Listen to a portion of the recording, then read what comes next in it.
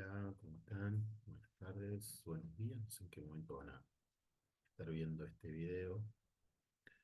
Se trata de un taller inmunomatológico. Vamos a estar compartiendo entonces.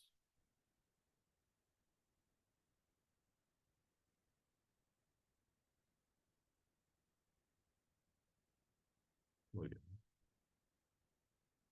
Vamos a trabajar un poquito sobre la exposición de un caso clínico. Ella es Marta, es una paciente femenino de 76 años que concurre asiduamente al hospital por un tratamiento por hipertensión. eh, es evaluada por fenómeno producido en la piel, fenómeno Renault, y tiene una posible neumonía y dado el decaimiento general, bueno, unos aspectos de la clínica de anemia que van a irse produciendo con el tiempo.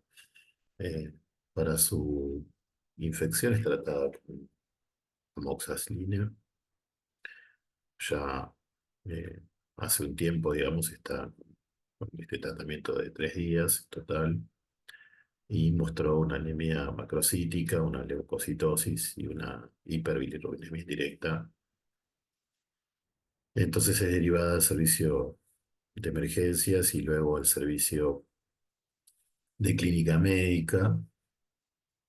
La paciente está lúcida, tiene eh, algunos aspectos que para nosotros van a ser importantes, como su ictericia generalizada y si bien está hemodinámicamente estable, no presenta inflamación del vaso ni del hígado. Esta paciente ingresa en el servicio de medicina interna y donde se le van a pedir finalmente, digamos, algunos estudios bioquímicos, como por ejemplo la hemoglobina, etcétera. Acá figura solamente esto, de 7,3 gramos sobre decilitro, y la transfusión de una unidad de glóbulos rojos, no en una situación de urgencia. Se sospecha una infección por micoplasma y está medicada para esto. El servicio de hemoterapia la entrevista a la paciente, de lo cual surge que tiene antecedentes de 6 embarazos y que alguna vez fue transfundida, le preguntaron, ella no lo sabía, digamos. Marta se va a transfundir en el término del primer día de internación, va a completar en total 10 días dentro del servicio de medicina interna y va a ingresar para control ambulatorio, con algunas mejoras en los aspectos que antes estaba citando. Vamos a ver un poquito los estudios inmunohematológicos. Lo que se puede apreciar en primer lugar es un ensayo de tipo ABO directo e inverso en una prueba salina realizada con anticuerpos monoclonales y una prueba inversa con células comerciales. En casi todas las propuestas, digamos, de enfrentamiento de Matías con el suero reactivo o el enfrentamiento de los hematíes comerciales con el suero de la paciente, presentan aglutinación en campo mixto. El control salino también da reactivo y el control autólogo también da reactivo. Recordemos que el control salino corresponde a un ensayo en donde se utiliza un medio inerte sin anticuerpos para ver si reaccionan de manera espontánea contra los hematíes del propio paciente. Y en el control autólogo utilizamos suero del paciente con los propios hematíes del paciente. En ambos casos resultó reactivo. Seguimos analizando los datos que nos ofrece como resultado. Tenemos pruebas de compatibilidad al azar de hematíes O positivo en 2 casos y una prueba de donante O negativo. Como vemos allí, la temperatura ambiente en esa primera fase, las pruebas son todas reactivas, en rangos de una cruz de Strong o 2 cruces, y a 37 grados vemos que se negativizan los ensayos y después el suero antiglobulina poliespecífico uno de los tres resulta reactivo a dos cruces. La prueba de antiglobulina directa, una técnica en tubo también con reactivo de Cup específico, nos ofrece una aglutinación de dos cruces en campo mixto y el panel detector de anticuerpos que vemos allí resultó ser negativo en todos los medios, excepto en temperatura ambiente, que más o menos manifiesta un patrón semejante al que tenía la prueba de compatibilidad. Lo que también tenemos allí como resultado es que el control sobre antiglobulina esperado eh, resultó negativo para la estimación de un mal funcionamiento. Es decir, ese ensayo sobre control de CUMS tuvo que haber dado positivo en CUMS y esto implicó analizar el resultado e interpretarlo. El personal sanitario que está trabajando con Marta decide transfundir lentamente entonces una de las unidades, es la unidad 4588-03, termostatizada y transfundirla lentamente. Esa unidad, como vemos, es la que tenía representación de una cruz strong, temperatura ambiente, negativo a 37 y negativo al suelo cruz. La paciente se transfunde y después de haberse transfundido, los resultados se vuelven a hacer, digamos, la prueba de CUP directa, el agrupamiento, etcétera, y no cambian, los resultados son los mismos. Por acá nos tenemos que preguntar, en todo caso, cuál es el principal escenario de referencia que nos plantean estos primeros datos, digamos, qué estuvo bien, qué se hizo mal, y si es así, argumentar de alguna manera, y qué otros estudios inmunomatológicos serían necesarios en este caso, ¿no? En primer lugar, pensemos que el ensayo que tenemos en nuestra vista ahora, que es el ensayo del agrupamiento AVO, presenta claramente una discrepancia, una imposibilidad de determinar cuál es el grupo sanguíneo de la paciente, AVO. Eh, el rasgo campo mixto no es para desmerecer, digamos, no parecen existir antecedentes recientes de una transfusión, de modo tal que tengo que pensar en cuál puede llegar a ser la causa de ese campo mixto que se presenta allí. En primer lugar, decirles que en la medida en que no se resuelva la discrepancia ABO, la utilidad de, en este caso, de Matías o como se han seleccionado la prueba de compatibilidad, es una elección, digamos, que tiene un criterio y el criterio está relacionado con el tiempo que limita el momento de la transfusión. Si fuera una extrema urgencia, podríamos seleccionar el Matías O, pero hasta el momento, digamos, no se presenta en esta paciente Marta la situación de emergencia, con lo cual seleccionar el Matías O para llevar adelante una transfusión sin resolver la discrepancia es un sesgo en sí mismo, digamos, ¿no? Primero porque vamos a inutilizar parte de nuestro stock que podría ser necesario en el caso de que se requiriera transfundir ISO tipo O a otro paciente, y por otro lado porque no sabemos bien si después vamos a necesitar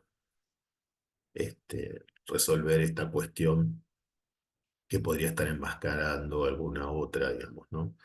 Lo cual, digamos, lo importante acá y primero pensar es que hay que resolver esta discrepancia ABO, que a prima facie se presenta como una autoaglutinación espontánea en un medio salino a temperatura ambiente, con lo cual habría que sospechar la presencia de un anticuerpo de naturaleza fría, digamos, IgG, que está reaccionando con los hematíes de la paciente y también este autoanticuerpo libre en el plasma que reacciona contra los hematíes comerciales células A1B. Entonces, en primer lugar, la maniobra táctica es deshacerse de esta autoaglutinación para poder ver qué tipo de fenotipo ABO-ID tiene e incluso ampliar, extender ese fenotipo a los antígenos C mayúscula, E mayúscula, C chico y E chico y también, si es posible, KEL, ¿no? En primer lugar. Estoy hablando de lo que estaría bien hacer y mal hacer, en primer lugar. Segundo, asociarlo, por supuesto, a la causa clínica de infección, que sabemos que allí también tenemos una punta para pensar en ese Renault de una crioaglutinina, naturaleza autóloga, que habría que en todo caso, y siempre que sea así, estimar cuál es el rango térmico de acción, el título y la especificidad de esa crioautoaglutinina para ver si representa la importancia que nosotros pensamos, y de ser así, hay que tener algunas reservas en cuanto a utilizar hematíes o termostatizados, pasándolos lentamente, porque podríamos estar también omitiendo la existencia de otro tipo de anticuerpos que puedan ocasionar hemólisis o el secuestro de los hematíes y su posterior destrucción por el sistema reticuloendotelial.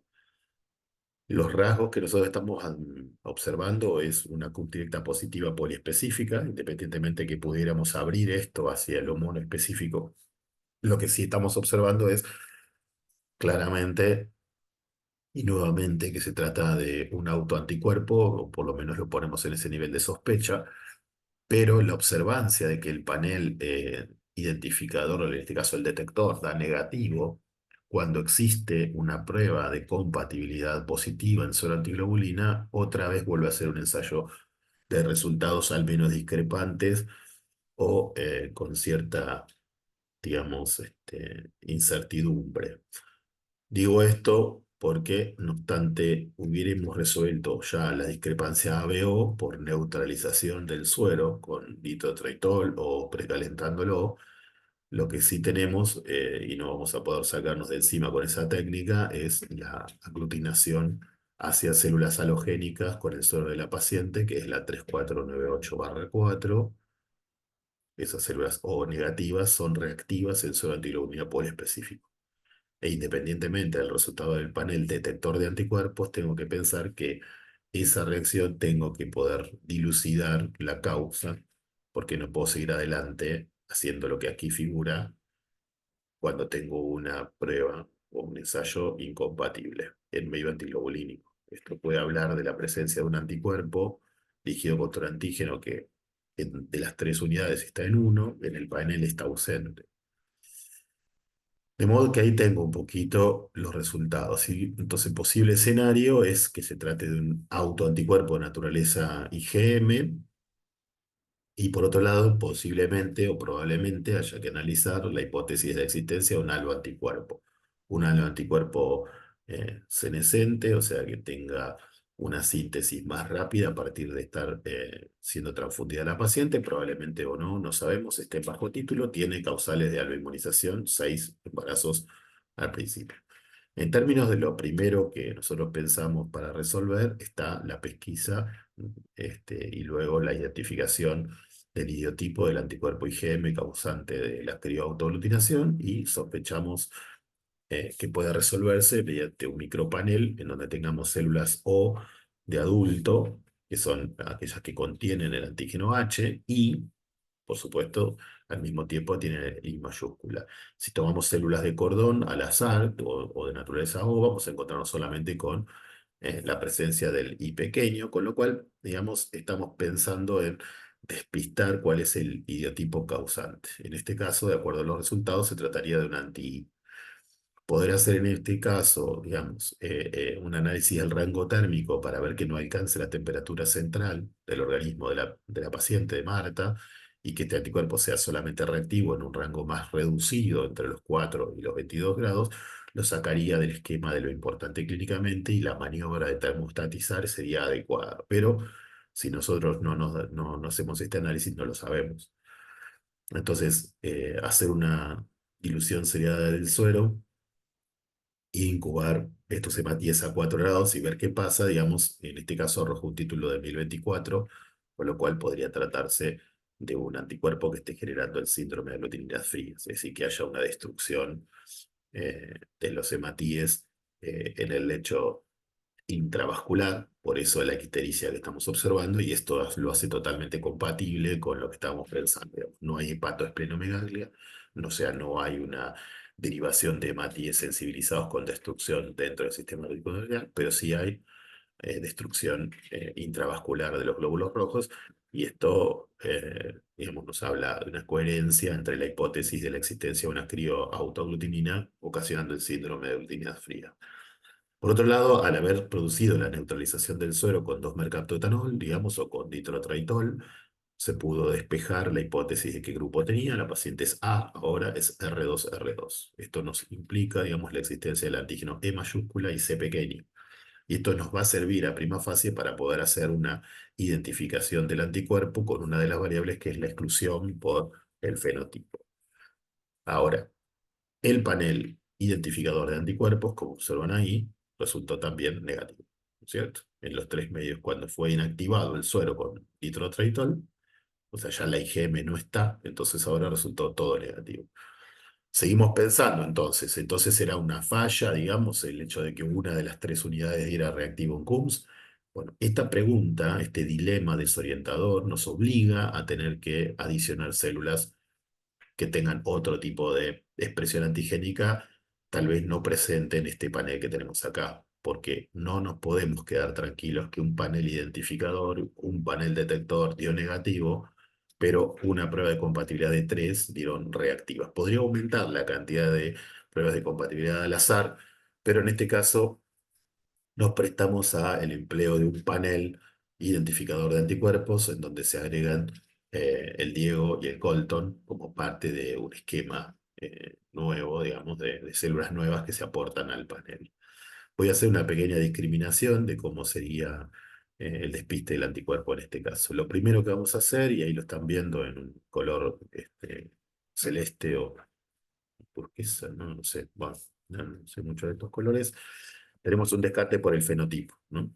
Entonces la paciente dijimos que es una R2R2, por lo tanto no puede tener ni anti-D, ni anti-E mayúscula, ni anti-C pequeño dentro del campo de los haloanticuerpos. Esto es lo que nosotros estamos planteando ahí.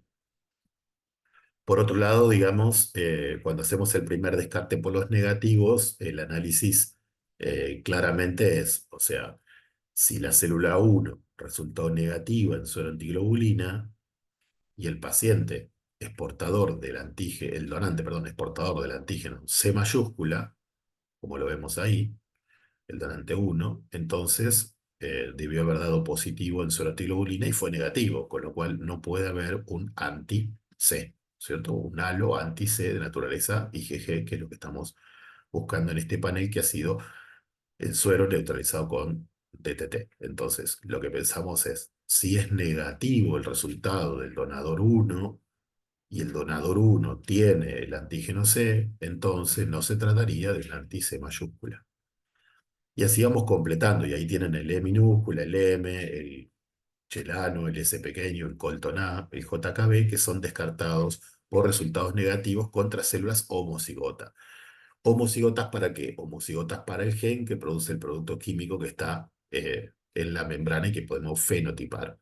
Por lo tanto, cuando decimos JKB homocigota, nos referimos a que tiene la presencia JKB y no tiene la presencia de su antitético JKA, con lo cual tiene doble dosis de JKB y eso es lo que llamamos nosotros efecto de dosis, la existencia de doble cantidad de antígeno representada en la membrana de glóbulo rojo producto del gen en ese estado homocigota. Hacemos lo propio con la célula 3 y lo pintamos de color rosa y ahí tenemos el Daffy B, el Lewis A, el Diego B, el N, que están siendo C porque justamente resultaron negativos y entonces están yendo, digamos, ¿no? Con la célula 7 en gris hacemos exactamente lo mismo, JK, Daffy A, Lewis B, Colton, Kell se están yendo porque todo el tiempo estamos chequeando de que no haya, digamos, actividad en la célula 7 cuando el donante de la célula 7 es portador del antígeno Kell, cuyo gen es homocigota, como estamos observando ahí. Y, por ejemplo, en Colton B nos pasa lo mismo, digamos, con el Lewis B, por lo tanto, descartamos la existencia de actividad anti-Kell con esa célula. Bien, si tenemos todo esto pintado, lo que nos queda, como si fuera una sala de jardín de infantes, digamos, ¿no? Lo que nos queda claramente exhibido es que podría tratarse de un S mayúscula de un Diego A. ¿Por qué? No porque en todos los casos sean donadores positivos para S o donadores positivos para Diego A, sino que en los casos en que resulta negativo, por ejemplo, tomemos la célula número 1, el Diego A está representado en simple dosis. porque es un heterocigota, es decir, tiene Diego A y Diego B. Con lo cual no puedo atribuir lo negativo a la no existencia de antidiego A, porque podría tener antidiego A, pero al tener poca cantidad de antígeno en los hematíes, o tener realmente la mitad, entonces podría ser un falso resultado negativo. En ese caso, la célula también fue negativa para S, con lo cual queda incluido la especificidad. En la célula 3 nos pasa parecido, digamos. Tenemos ambas células son negativas para Diego E y S, entonces no nos sirve. Después tenemos la célula 5 tenemos que es Diego A negativa, pero S positivo, pero ese S está también en doble dosis, porque es S mayúscula, S minúscula, con lo cual tampoco sirve. Y así vamos pensando en que podríamos incluir, o al menos no pudimos excluir, la especificidad anti-S mayúscula y anti-Diego A, dado que el panel presentaba estas características. ¿Cómo lo resolvemos? Bien, lo primero que hacemos es absorber, tenemos dos caminos, o absorbemos, en este caso, el anticuerpo a la célula 9. Allí se ve la última de las tres que están ahí, la célula 9 es portadora de Diego A y es negativa para S. Y si al absorber esta célula que debería dar reactiva, digamos, ahora nos da negativo tras la absorción, es decir, ponemos el suero del paciente frente a la célula 9 y lo incubamos. Lo que estamos haciendo es pegar el halo anticuerpo a la célula 9, que es portador del antígeno Diego A en doble dosis. Si el anticuerpo desaparece del suero, entonces se trataba de ese anticuerpo. Y si el anticuerpo sigue estando reactivo, la actividad sigue estando, entonces no se trataba de este anticuerpo. Bueno, acá el panel dio negativo tras la absorción con célula 9. Entonces, como la célula 9 no tiene el S, pero sí tiene el Diego, lo que estamos diciendo es, se trata entonces de un Diego. ¿De qué otra forma se podría haber hecho la exclusión? Bueno, mediante el uso de enzimas proteolíticas que podrían haber eliminado la posibilidad también de exhibición del antígeno S y la reactividad, simplemente asociarla al idiotipo antidiego A, o sea, tratar las hematíes eh, con enzimas proteolíticas. De modo tal que acá el posible escenario, ahora sí, es un anti, digamos, por un lado, y por otro lado, digamos, un halo anti-Diego A. En conclusión, digamos, salvo en extrema urgencia, no justificamos para nada utilizar los hematíes O al azar. Tenemos que resolver la discrepancia O, en este caso se resuelve rápidamente mediante la inactivación por DTT. La presencia de esa autoaglutinador puede ser clínicamente significativa, por lo tanto, tenemos que saber cuál es el título, tenemos que saber cuál es el idiotipo y cuál es el rango de actividad. No podemos termostatizar y transfundir como si no nos importara nada. Por otro lado, también es importante que la presencia de este autoanticuerpo podría enmascarar la existencia de otro y esto podría tener problemas, ¿no? En este caso, el panel identificador que había resultado negativo se pone en riesgo su valor predictivo en virtud de las pruebas de compatibilidad que resultaron reactivas, por tanto hay que darle mucha importancia a la prueba de compatibilidad en suero antiglobulina. Y otra cosa que también estuvimos charlando es que es posible emplear la absorción halogénica o la neutralización por enzimas proteolíticas para poder despejar cuando tenemos más de un anticuerpo posible de estar formando parte del pool de actividad. Bueno, muy bien. Eh, los dejo hasta la próxima.